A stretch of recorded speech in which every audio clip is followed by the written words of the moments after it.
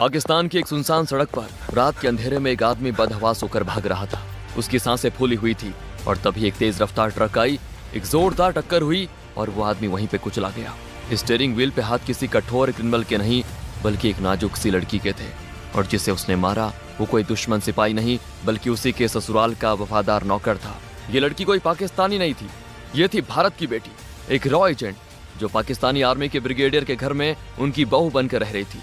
ये कहानी है सहमत खान की, एक ऐसी जासूस जिसने पाकिस्तानी फौज के परिवार में शादी कर भारत के लिए जासूसी की और INS विक्रांत को डूबने से भी बचाया। साल 1971 भारत और पाकिस्तान के बीच जंग के बादल मंडरा रहे थे। ईस्ट पाकिस्तान जो आज बांग्लादेश है वहां कत्लेआम हो रहा था। कश्मीर का एक बिजनेसमैन हिदायत खान, उनका कारोबार ड्राई फ्रूट्स और कारपेट्स का था जो भारत से पाकिस्तान तक फैला हुआ था। पाकिस्तानी फौज के बड़े बड़े जनरल्स हिदायत खान को अपना दोस्त मानते थे।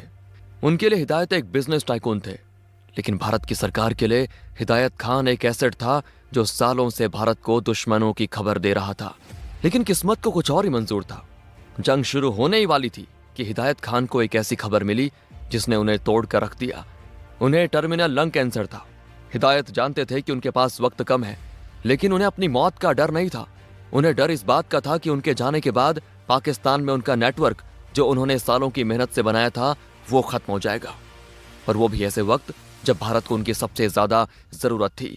एक दिन श्रीनगर के एक हॉस्पिटल के कमरे में हिदायत ने अपनी बेटी सहमत को बुलाया। हिदायत ने कमजोर आवाज में कहा, सहमत मेरी तरफ देखो। सहमत की आंखों में आंसू थे। उसने कहा, अब्बू आप ठीक हो जाएंगे, हम दिल्ली चलेंगे, वहां बड़े डॉक्टर्स हैं। हिदायत ने उसका हाथ पकड़ा और कहा कि नहीं बेटा, मेरे पास वक्त नहीं है, लेकिन मेरे मुल्क के पास भी वक्त नहीं है। मैं चाहता हूं कि तुम वो करो जो मैं अब नहीं कर सकता। सहमत हैरानी से उनको देखने लगी। आप ये क्या कह रहे हैं अब्बू? हिदायत ने अपनी सांसों को संभालते हुए कहा, मेरा नेटवर्क पाकिस्तान में वो बंद नहीं होना चाहिए। ब्रिगेडियर सईद मेरा दोस्त, वो अपने बेटे इकबाल के लिए तुम्हारा हाथ मांग रहा है। इकबाल पाकिस्तान आर्मी में कैप्टन है। अगर तुम उससे शादी कर लेती हो तो तुम सीधा दुश्मन के घर में होगी। वहां से तुम वो सब जान पाओगी जो हमारी फौज को बचाने के लिए जरूरी है। सहमत कांप उठी, लेकिन अब्बू मैं तो कॉलेज जाती हूँ, मुझे ये सब नहीं आता, और अभिनव मेरी सगाई हो चुकी है। हिदायत ने कहा, बेटा आज भारत माँ को तुम्हारी जरूरत है, लेकिन अगर तुमने मना कर दिया तो मैं मजबूर नहीं करूंगा। वैसे भी सहमत के दिमाग में तूफान चल रहा था। एक तरफ उसका प्यार, उसकी पढ़ाई, उसका आरामदायक जीवन, और दूसरी तरफ उसके मरते हुए पिता की आखिरी ख्वाहिश और देश का सवाल। लेकिन उसने अपने पिता की आखिरी इच्छा से सहमत होकर अपनी खुशियों की बलि देने का फैसला किया। उसने अपने आंसू पोंछे और कहा, मैं तैयार हूं अब्बू, मैं जाऊंगी। बस यही वो लम्हा था जब एक मासूम लड़की मर गई और एक जासूस का जन्म हुआ। इसके बाद सहमत को तुरंत रॉ के हवाले कर दिया गया। आमतौर पर एक इंटेलिजेंस ऑफिसर को ट्रेन करने में सालों लग जाते हैं, लेकिन सहमत के पास सालों का वक्त नहीं था। जंग सर पे थी, उसके पास सिर्फ कुछ हफ्ते थे। रॉ के ऑफिसर्स ने उसको एक सीक्रेट लोकेशन पर ले जाकर ट्रेनिंग शुरू की। ये ट्रेनिंग शारीरिक से ज्यादा मानसिक थी। उसे मॉर्स कोड सिखाया गया और फिर वो दिन आ गया। सहमत की शादी इकबाल सईद से हो गई, और अब वो सहमत खान नहीं थी, वो बेगम सहमत इकबाल सईद थी, रावलपिंडी पाकिस्तान में रहने वाली एक फौजी अफसर की बीवी। सहमत अब ब्रिगेडियर सईद के घर में थी। यहाँ हर रोज पाकिस्तान आर्मी के बड़े ऑफिसर्स आते थे। यहाँ जंग की प्लानिंग होती थी। यहाँ भारत को बर्बाद करने की प्लानिंग बनाई जाती थी। सहमत ने आते ही अपने आप को एक आदर्श बहू के रूप में ढाल दिया। सुबह जल्दी उठती, सबके लिए नाश्ता बनाती, सास ससुर की सेवा करती। इकबाल उसका पति एक शरीफ आदमी था। वो सहमत से प्यार करने लगा था, उसकी परवाह करता था। सहमत ने अपने कमरे में हाई फ्रीक्वेंसी रेडियो ट्रांसमीटर छुपा के रखा हुआ था, लेकिन सिर्फ रेडियो होना काफी नहीं था। रेडियो वेव्स को ट्रेवल करने के लिए एंटीना चाहिए होता है। सहमत बाथरूम में छुपके से एक कॉपर वायर खिड़की से बाहर निकालती थी और उसे एंटीना की तरह इस्तेमाल करती थी। वो बाथरूम में जाकर ट्रांसमीटर का यूज करती और मॉर्स कोड के जरिए खबर भारत तक पहुंचाती। मॉर्स कोड में हर लेटर के लिए एक साउंड होती थी, छोटी बीप और लंबी बीप। सहमत एक टैपिंग की का इस्तेमाल करती थी। सहमत की पहुंच सिर्फ ब्रिगेडियर सईद तक सीमित नहीं थी। वो जनरल याह्या खान, जो उस वक्त पाकिस्तान के प्रेसिडेंट और चीफ मार्शल लॉ एडमिनिस्ट्रेटर थे, उनके पोते पोतियों को पढ़ाने भी जाती थी। सहमत छोटी छोटी बातें नोट करती, कौन सी बटालियन कहाँ जा रही है ऑफिसर्स की छुट्टियां क्यों कैंसिल हो रही हैं, रावलपिंडी में इतनी हलचल क्यों है, वो हर एक खबर रॉ तक भेज रही थी। उसके भेजे गए कोर्ट्स ने भारत को बताया कि पाकिस्तान वेस्ट में नहीं, ईस्ट में कुछ बड़ा प्लान कर रहा है। नवंबर 1971, जंग बस शुरू होने ही वाली थी। ब्रिगेडियर सईद और इकबाल अक्सर देर रात तक मैप्स और फाइल्स के साथ बिजी रहते थे। एक रात सहमत ने मौका पाकर ब्रिगेडियर के स्टडी रूम में कदम रखा। वहां टेबल पर कुछ टॉप सीक्रेट फाइल्स पड़ी थी। उसने जल्दी जल्दी फाइल खोली। उसमें जो लिखा था ना, उसे पढ़कर सहमत के पैरों तले जमीन खिसक गई। फाइल में पाकिस्तान नेवी के सबमरीन गाजी का जिक्र था और उसके निशाने पर था INS विक्रांत। प्लान बिल्कुल साफ था।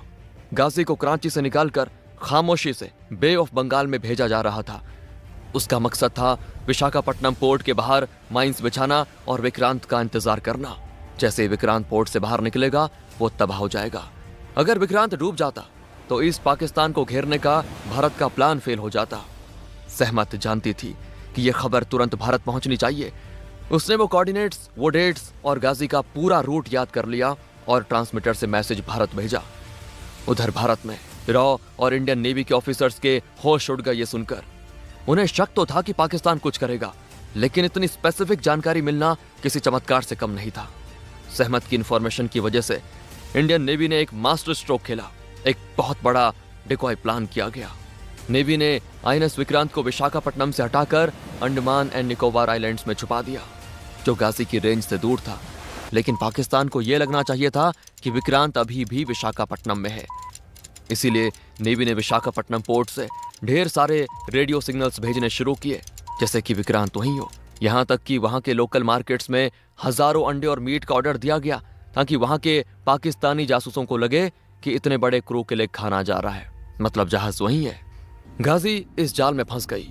वो विशाखापट्टनम पहुंची, शिकार का इंतजार करती रही, लेकिन शिकार वहां था ही नहीं। 3 दिसंबर 1971 रात के करीब 12 बज रहे थे।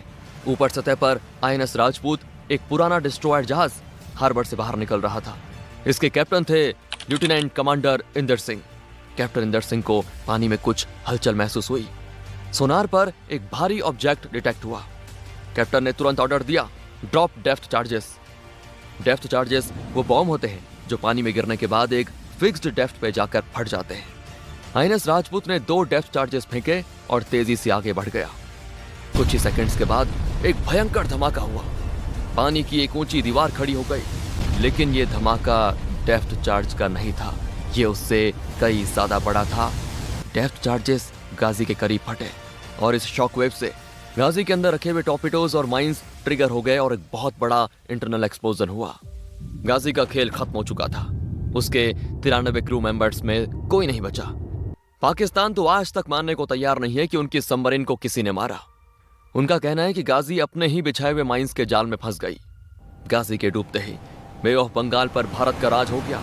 INS विक्रांत, जो अभी तक छुपा हुआ था, वो बाहर निकला और उसने ईस्ट पाकिस्तान को चारों तरफ से घेर लिया। अगर सहमत ने वक्त रहते खबर नहीं दी होती तो उस रात शायद विक्रांत पर हमला होता और 1971 की जंग का अंजाम कुछ और होता। ब्रिगेडियर सईद के घर में एक पुराना नौकर था, अब्दुल। वो सालों से सईद परिवार की सेवा कर रहा था। वो वफादार था और उसकी नजरें बाज की तरह तेज थी। उसे सहमत पे शक होने लगा था। उसने नोटिस किया सहमत अक्सर अकेले में कुछ करती है, कमरा बंद रखती है। एक शाम जब घर में कोई नहीं था, सहमत अपने कमरे में नहीं थी। अब्दुल ने बाथरूम का दरवाजा खोला और वहां टाइल्स के पीछे छुपा हुआ वो तारों का जाल और वो ट्रांसमीटर देख लिया। अब्दुल समझ गया ये बहू बेगम नहीं, ये तो हिंदुस्तान की जासूस है। वो तेजी से घर से बाहर निकला और ब्रिगेडियर के ऑफिस की तरफ पैदल ही भाग पड़ा। ऊपर खिड़की से सहमत ने अब्दुल को भागते हुए देख लिया था। सहमत को याद आया कि उसने ट्रांसमीटर बाथरूम में ही छोड़ दिया था। उसे तुरंत समझ आ गया कि अब्दुल को सब पता चल चुका है। सहमत ने पोर्च में खड़ी फौजी ट्रक देखी। बिना वक्त गवाए वो उसमें बैठ गई, इंजन स्टार्ट किया और सीधा अब्दुल की तरफ दौड़ा दी जो रोड पर भाग रहा था। सहमत ने उसे ट्रक से कुचल दिया। अब्दुल मर चुका था। सहमत वापस अपने कमरे में गई। बाथरूम में शावर के नीचे घंटों बैठी रही। जासूसी की दुनिया में इसे कोलेटरल डैमेज कहते हैं, लेकिन सहमत के लिए ये मर्डर था। लेकिन मुसीबत अभी खत्म नहीं हुई थी। इकबाल का बड़ा भाई मेजर महबूब जो मिलिट्री इंटेलिजेंस में था, उसे अब्दुल की मौत पे शक हो गया। अब्दुल की मौत को सभी ने एक्सीडेंट मान लिया था, लेकिन मेजर महबूब नहीं माना। वो इन्वेस्टिगेट करने लगा, कड़ियां जोड़ने लगा। धीरे धीरे वो सच के करीब पहुंच रहा था। सहमत को एहसास हो गया था कि महबूब सब जान जाएगा। अब सहमत के पास कोई चारा नहीं बचा था। एक दोपहर जब महबूब अकेला था, वो चाय पी रहा था, सहमत ने अपना आखिरी दांव खेला। उसने महबूब की चाय में एक खतरनाक जहर राइसिन मिला दिया। ये ऐसा जहर था जो हार्ट अटैक जैसा असर करता है, ताकि किसी को कोई शक न हो। महबूब ने जैसे ही वो पिया, उसका दम घुटने लगा। वो अपने गले को पकड़कर तड़पने लगा और सहमत वहीं खड़ी थी। महबूब की आंखें सहमत को देख रही थी, हैरानी और धोखे के साथ। महबूब भी मर चुका था। डॉक्टर्स ने इसको हार्ट अटैक बताया। दिसंबर का महीना खत्म हो रहा था, जंग अपने आखिरी दौर में थी और सहमत प्रेग्नेंट थी। वो इकबाल के बच्चे की मां बनने वाली थी। ये खबर किसी भी औरत के लिए खुशी की बात होती, लेकिन सहमत के लिए ये एक नई उलझन थी। वो दुश्मन के बच्चे को अपनी कोख में पाल रही थी। रॉ को खबर मिल गई कि सहमत का कबर अब किसी भी वक्त ब्लो हो सकता है। महबूब की मौत के बाद शक की सुई घूम रही थी। उसे वहां से निकालना जरूरी था। सहमत का एक्सट्रैक्शन प्लान बनाया गया। एक सुबह सहमत ने हमेशा के लिए सईद परिवार का घर छोड़ दिया। बाजार जाने के नाम पर वो घर से बाहर निकली। बाहर रॉ के एजेंट्स उसका इंतजार कर रहे थे। वो इकबाल को बिना बताए, बिना अलविदा कहे निकल गई और जैसे उसके पैरों ने हिंदुस्तान की मिट्टी को छुआना, उसने घुटने टेके और जमीन को चूमा। उस वक्त उसके चेहरे पे आंसू थे, लेकिन आंसू में एक गर्व था। उसने अपना वादा निभाया। उसने अपने पिता की आखिरी ख्वाहिश पूरी की थी। पाकिस्तान से जाते जाते वो अपने पीछे एक ऐसा सच छोड़ गई थी जिसने सईद परिवार की बुनियाद हिला दी। ब्रिगेडियर सईद और इकबाल को पता चल गया कि सहमत भारत की जासूस थी। ब्रिगेडियर सईद ने इकबाल से कहा, हमने एक सांप को दूध पिलाया इकबाल, हमने अपने घर में अपने दुश्मन को पनाह दी। इकबाल टूट जाता है और कहता है, जिसे मैंने दिल दिया उसने मुझे इतना बड़ा धोखा दिया। हालांकि भारत लौटने के बाद सहमत डिप्रेशन में चली गई। वो रात भर सो नहीं पाती थी। अब्दुल का चेहरा, महबूब की मौत और इकबाल का धोखा खाया हुआ चेहरा उसे सोने नहीं देता था। उसके पिता की मौत हो चुकी थी। वो अब अकेली थी। उसके पास करोड़ों की दौलत थी, लेकिन उसने सब कुछ ठुकरा दिया। सहमत ने फैसला किया कि वो अपनी बाकी जिंदगी प्रायश्चित में बिताएगी। वो पंजाब के मलेरकोटला चली गई। मलेरकोटला वो जगह थी जहां अब्दुल का परिवार रहता था। वहां रहकर उसने अपनी पहचान छुपा ली। किसी को नहीं पता था कि यह साधारण सी दिखने वाली औरत जो रोज गरीब बच्चों को पढ़ाती है, असल में भारत की सबसे बड़ी जासूस है। लेकिन कहानी यहाँ पे खत्म नहीं होती। सहमत की कोख में बच्चा था। उसका पुराना प्रेमी अभिनव अभी भी उसका इंतजार कर रहा था। अभिनव ने उसे अपनाया, उसके हालात को समझा, लेकिन सहमत ने शादी करने से मना कर दिया। सहमत ने बच्चे को जन्म दिया और उस बच्चे का नाम रखा गया समर खान। बड़ा होकर समर खान ने इंडियन आर्मी ज्वाइन की। समर ने सालों तक इंडियन आर्मी में सेवा दी और बाद में प्रीमेच्योर रिटायरमेंट लेकर अपनी मां के पास मलेरकोटला आ गया। इस कहानी का पता दुनिया को शायद कभी नहीं चलता अगर 1999 की कारगिल जंग के दौरान हरिंदर सिक्का की मुलाकात समर से ना होती। सिक्का उस वक्त इंटेलिजेंस फेलियर से गुस्से में थे और किसी को गद्दार कह रहे थे। तब समर ने उन्हें रोका और कहा, हर कोई गद्दार नहीं होता साहब, मेरी मां नहीं थी। वहां से कॉलिंग सहमत बुक की नींव पड़ी। हरिंदर सिक्का ने 8 साल लगाए सहमत को ढूंढने में और ये बुक लिखी। जब वो सहमत से मिले तो उन्होंने देखा कि वो अभी भी अंधेरे में रहना पसंद करती है। उन्होंने सिक्का से कहा, मेरा नाम मत लिखना, मेरी पहचान मत बताना, मैं नहीं चाहती कि मेरी वजह से मेरे परिवार पे कोई खतरा है। सहमत खान का असल नाम सहमत नहीं कुछ और था। अप्रैल 2018 में सहमत खान इस दुनिया को छोड़कर चली गई। उन्होंने कभी कोई इंटरव्यू नहीं दिया, कभी कोई अवार्ड नहीं लिया, कभी कैमरे के सामने आकर ये नहीं कहा कि देखो मैंने INS विक्रांत को बचाया था। वो आई, उसने अपना फर्ज निभाया और अंधेरे में वापस लौट गई। दोस्तों, अगर आपको वीडियो पसंद आई हो लाइक जरूर करें। इस तरह की इंटरेस्टिंग वीडियोस देखना चाहते हैं तो चैनल को सब्सक्राइब करना ना भूलें। मिलते हैं अगली वीडियो में, तब तक के लिए जय हिंद, जय भारत।